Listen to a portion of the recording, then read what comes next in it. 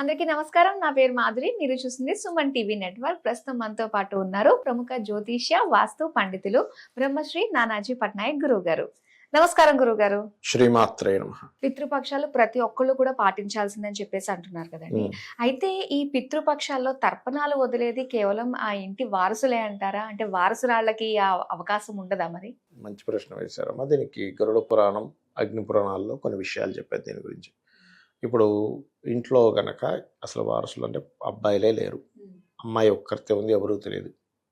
అప్పుడు ఒక పురోహితుడిని పిలిచి ఆ పురోహితుడు ఆ యొక్క బాధ్యతను తీసుకొని చేస్తాడు. ఇప్పుడు ఎలా అయితే మనం ఒక పూజ చేయించుకునేటప్పుడు, యజ్ఞం చేసుకునేటప్పుడు ఎలాగో పురోహితుడు ఆ యొక్క బాధ్యతను తీసుకొని చేయవచ్చు అని చెప్పి శాస్త్రం చెప్తుంది. దానికి ఏమి ఇబ్బంది లేదు. ఇంకోటి, ఇప్పుడు ఎగ్జాంపుల్ ఎవరికి ఎవరైనా చేయొచ్చు కూడా. ఎలా అంటే ఇప్పుడు ఎగ్జాంపుల్ నాకు ఏ సర్దార్ వల్లభాయ్ పటేల్ గారు నాకు బాగా ఇంట్రెస్ట్ అనుకుందాం, లేకపోతే ఏ వివేకానందులో నాకు బాగా ఇష్టం, అతని ఆత్మ తరించాలని నేను అనుకుంటున్నాను ఉదాహరణకి. అప్పుడు నేను ఆయన పేరు మీద నేను తర్పణం వదలవచ్చు, ఆయన పేరు మీద స్వయం పాకం ఇవ్వచ్చు, వాళ్ళు తరించాలి అనేటువంటి భావనతో. ఇక్కడ ఏంటంటే మీరు ఇచ్చేటువంటి తర్పణాలు కానీ స్వయం పాకం ఇవన్నీ ఏమవుతాయంటే కేవలం వాళ్ళకి ఒక్కరికే కాదు, ఈ జగత్తులో ఉన్న ప్రతి ప్రాణికి ఇది ఎలా ఉంటుందంటే ఇక్కడ మీకు అనిపించవచ్చు ఏమండి ఇక్కడ మనం ఇస్తూ ఉంటే అక్కడికి ఎలా వెళ్తుంది అని. ఎలా అయితే ఇక్కడ మనం ఇండియాలో రూపీస్ రూపంలో మనం బ్యాంకులో వేస్తే ఆ యొక్క దేశంలో డాలర్ రూపంలో మారి వెళ్తుంది కదా. అవునండి.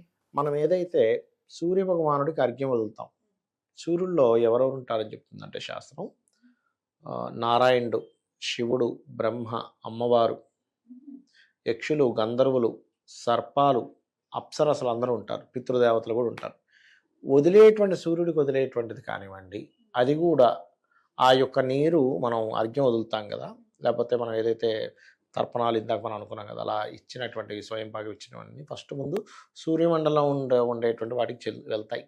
అక్కడి నుంచి చంద్రుడికి వెళ్తుంది, చంద్రుడి నుంచి చంద్రుడి యొక్క కిరణాల ద్వారా భూమి మీదకి వచ్చి ఇదంతా ఎలా అంటే ఇప్పుడు మీరు చూడండి ఇదంతా అలా ఎలా వెళ్తుందని మీకు అనిపించవచ్చు. ఇప్పుడు మీరు ఇక్కడ ఫోన్లో డయల్ చేశారు, డయల్ చేసినప్పుడు మీరు ఒక నెంబర్ని డయల్ చేస్తారు, ఈ నెంబర్ నుంచి సిగ్నల్ ఎక్కడికి వెళ్తుంది, టవర్కి వెళ్తుంది, ఈ ఏరియాలో ఉండే టవర్కి వెళ్తుంది, టవర్ నుంచి శాటిలైట్కి వెళ్తుంది, శాటిలైట్ నుంచి ఆ వ్యక్తి ఎక్కడ ఉన్నాడు ఆ టవర్కి వెళ్తుంది, ఆ టవర్ నుంచి ఆ వ్యక్తి ఫోన్కి వెళ్తుంది, phone to tower, tower to satellite, satellite to మళ్ళీ టవర్, టవర్ టు ఆ వ్యక్తి. ఎలా వెళ్తుందండి?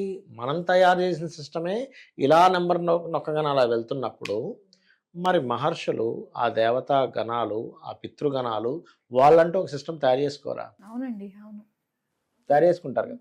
మీరు ఎప్పుడైతే ఇక్కడ గోత్రము, నామము చదివి వదులుతుంటారో అది అలా చక్కగా సూర్యుడు, సూర్యుడు నుంచి చంద్రుడు, చంద్రుడి నుంచి ఔషధుల రూపంలో ఈ యొక్క వ్యక్తి ఎక్కడ పుట్టాడో, ఏ జీవరాశిగా ఉన్నాడో అక్కడుండేటువంటి ఆ ప్రాణికి ఏం కావాలో ఆ రూపంలో వెళ్తుంది. నిజంగా ఈ రకంగా ఆత్మకి మనం చేస్తున్నట్టే అవుతుంది. ఇప్పుడు దాంతోపాటు ఇంకా ఎక్సెస్ ఏదైనా ఉంటే మిగతా ప్రాణులకు కూడా వెళ్ళి మీకు పుణ్యం కలుగుతుంది.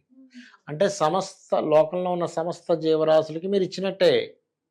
ఏదా మీ ఒక్కరికే కాదు, వాళ్ళొక్కరికే కాదు, మిగతా జీవరాశులకు కూడా చెందుతుంది. అది ఇప్పుడు మనకి ఫోన్ థియరీ చెప్పాను చూసారు, ఎలా వెళ్తుందండి అంటే వెళ్తుంది. మనం తయారు చేసిన చిన్న సిస్టమ్ ఇలా వెళ్తున్నప్పుడు అది భగవంతుడి విశ్వరచన. అదంతా కూడా విశ్వంలో ఏది ఎలా సాగాలో ఒక సైకిల్ తయారు చేశాడు. అంటే ఎట్లాగా నీళ్ళు ఎవాపరేట్ అవ్వాలి, మేఘంగా మారాలి, హిమాలయాలకు, కొండల ప్రాంతాలకు వెళ్ళి మామూలుగా కొన్ని గ్రీనరీ ఏరియాస్కి వెళ్ళాలి, అక్కడ చక్కగా వర్షం పడాలి, మళ్ళీ నదుల రూపంలో కిందకి రావాలి, మళ్ళీ వెళ్ళి తిరగట్లే సైకిల్. ఇప్పుడు పిల్లలు లేని వాళ్ళ పరిస్థితి ఏంటి గురువు గారు? మరి ఇలాంటి తర్పణాలు అవి అప్పుడు చెప్పాను కదా, బ్రాహ్మణుడిని పెట్టుకొని వాళ్ళు కూడా అలానే చేసుకోవచ్చు. అంతే. ఓకే. పిల్లలు లేని వాళ్ళంటే మీరు అనేది తల్లిదండ్రులు అంటున్నారా? అంటే తల్లిదండ్రులు ఉంటారు కానీ పిల్లలు వాళ్ళకి లేరు, ఇంకా ఆ వంశం ఇంకా వాళ్ళతోటే ఎండ్. అందుకే మనకి ఏం చెప్తారంటే శాస్త్రంలో గయా లాంటి వాటికి వెళ్ళి వాళ్ళు బ్రతికుండగానే వాళ్ళు చేసుకుంటారు కొంతమంది. అంటే ఇంకెవ్వరూ లేరు తర్వాత తరం వాళ్ళకి. కొన్ని కార్యక్రమాలు ఉంటాయి, ఇంక వాళ్ళకి ఎవ్వరూ లేకపోతే, అంటే ఒకవేళ పిల్లలు లేరు, చిన్నాన్న కొడుకులు, పెదనాన్న కొడుకులు ఉంటారు, వాళ్ళు పెట్టవచ్చు, తప్పేం కాదు, వాళ్ళు ఎటువంటి సందేహం లేదు, ఖచ్చితంగా చేయొచ్చు. లేదా అసలు వాళ్ళ వంశమే ఎవరూ లేరు, ఈయనకీయన కూడా చేసుకోవచ్చు. అంటే ఈయనకీయనంటే బ్రతికుండగానే కొన్ని కార్యక్రమాలు చేస్తారు. అలా చేసి ఇంకా జన్మరాహిత్యం గయలో లేకపోతే కాశీలోనే చేసుకుంటే అనంతమైనటువంటి పుణ్యం వస్తుంది, ఇట్లాంటివి చెప్తుంటారు చూసారా. అలాంటివన్నీ ఆ కార్యక్రమాలు ఆ రకంగా చేస్తూ ఉంటారు. ఇప్పుడు మీరు అన్నట్టుగానే అలాంటి మన ఇప్పుడు ఎగ్జాంపుల్ పిల్లలు లేకపోయినా వాళ్ళ పిల్లలే చేయాలని రూల్ లేదు. చిన్నాన్న, పెదనాన్న, ఇంకా వేరే వాళ్ళు ఉంటారు, వాళ్ళు చేయొచ్చమ్మా. ఇప్పుడు మీరు కాశీకి వెళ్ళారనుకోండి, కాశీలో వాళ్ళు ఏం చేస్తారంటే దాదాపు 32 ఉండలేమో పెడతారు పిండాలు. అందులో వాళ్ళ యొక్క పూర్వీకులు, వాళ్ళకి తెలిసిన వాళ్ళు, వాళ్ళ స్నేహితులు, వాళ్ళ చుట్టాలు వీళ్ళందరూ అయిపోగా మీరు పెంచుకున్న జంతువులు ఏమంటే వాటికి కూడా పెట్టండి అంటారు. మీరు వెళ్ళినప్పుడు చేశారు ఎప్పుడైనా? నేను చేశాను. చేశారు కదా. మీ ఇంట్లో ఏదో కుక్క చచ్చిపోయింది, దానికి కూడా పెట్టండి అంటాడు. కానీ వాళ్ళ పేర్లు అంటే 3 తరాల వాళ్ళ పేర్లు మనం తలుచుకోవాలి, వాళ్ళ గోత్రాన్ని చెప్పాలి. అవి లేకపోయినా కూడా వాళ్ళని తలుచుకున్నా కూడా ఫలితం అయ్యో ఉంటుంది, ఎందుకుండదు. ఎక్కడో మనిషి ఉన్నాడు, ఇప్పుడే తలుచుకున్నా నీ ఫోన్ వచ్చింది అంటాం. ఫోన్ లో మాట్లాడుతూ ఉంటే ఆవిలింత దగ్గర అవతల వ్యక్తికి ఆవిలింత వస్తుంది. మళ్ళీ ఎలా వస్తుంది? చిన్న లాజిక్ కదా. నువ్వు ఆవలింత తీస్తే అవతల వ్యక్తికి ఆవలింత వస్తుందంటే దాని వెనకున్న సైన్స్ ఏంటి అంటే ప్రతిదీ కూడా నీ కంటికి కనబడదు. కంటికి కనబడకుండా ఉండే ఒక ఎనర్జీ పనిచేస్తుంది. దాన్నే మహర్షులు మనకి అందించారు. నీ కంటికి కనబడేది ఒకటే కాదురా నాయన, నీ కంటికి కనబడింది ఒకటి ఉంది. అదేంటో తెలుసుకో, నువ్వంటే ఏంటో తెలుసుకో, నువ్వెందుకు జన్మించావో తెలుసుకో, నువ్వు ఎలా జీవిస్తున్నావో తెలుసుకో, నీ లైఫ్ ఏంటో తెలుసుకో అని చెప్పడం జరిగింది. నాకు ఇంకొక డౌట్ ఏంటంటే గురువుగారు, ఇప్పుడు మగపిల్లలు ఆ ఇంట్లో మగపిల్లలు ఉన్నా కూడా ఆడపిల్లలు చేస్తూ ఉంటారు, పుట్టింటి ఆడపిల్లలు చేస్తూ ఉంటారు. అలా చేస్తే అది దోషము, ఆడపిల్లకి మంచిది కాదు అని చెప్పేసి అంటూ ఉంటారు. ఇది ఎంతవరకు నిజం? స్వయం పాకం ఇవ్వచ్చు, ఇంకా ఎవ్వరూ లేకపోతే స్త్రీని చేయొచ్చు అని చెప్పింది శాస్త్రము.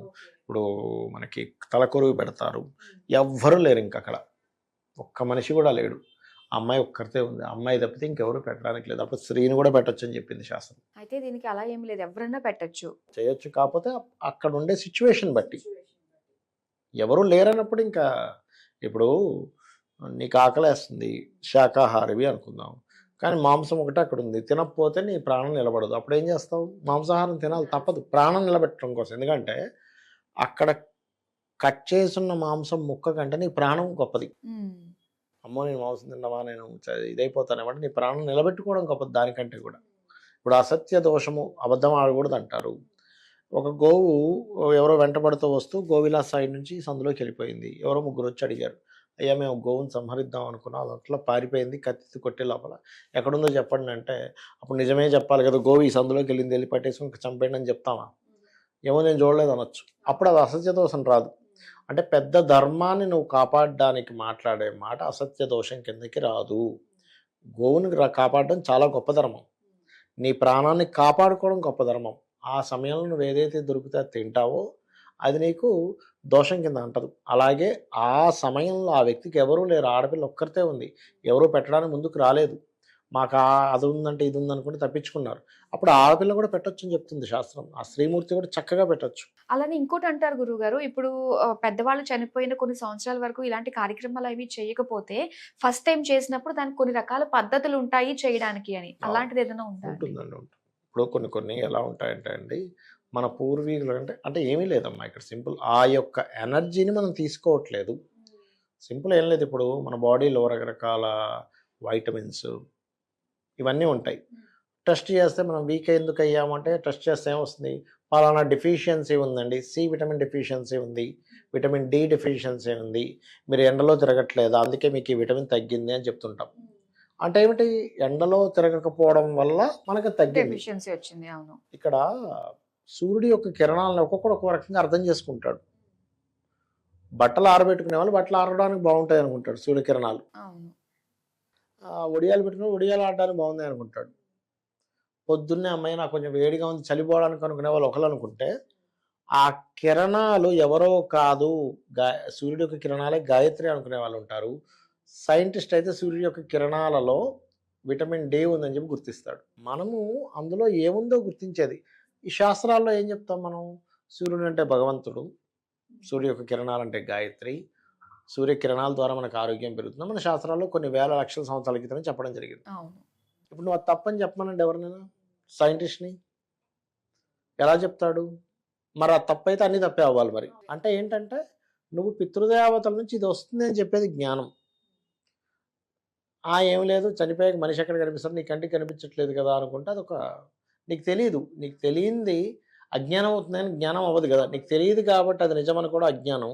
నువ్వు తెలుసుకొని శోధించి తెలుసుకొని దాన్ని పాటించడం జ్ఞానం. నిజంగా అండి, మన శ్రేయస్సు కోసం ఈ పితృపక్షాలు వస్తాయి కాబట్టి ప్రతి ఒక్కళ్ళు కూడా అవును చేసుకుని మంచి జీవితాన్ని అనుభవించవచ్చు. మనం మంచి జీవితాన్ని అనుభవించడానికి మాత్రమే ఇవన్నీ కూడా, మనం తరించడానికి, మన జన్మ తరించడానికి మన పితృదేవతలు మన పూర్వీకులు తరించడానికి పెట్టినటువంటి విషయాలు ఇవన్నీ కూడా. చాలా మంచి విషయాలు తెలియజేసినందుకు ధన్యవాదాలు గురుగారు. శ్రీమాత్రే నమః.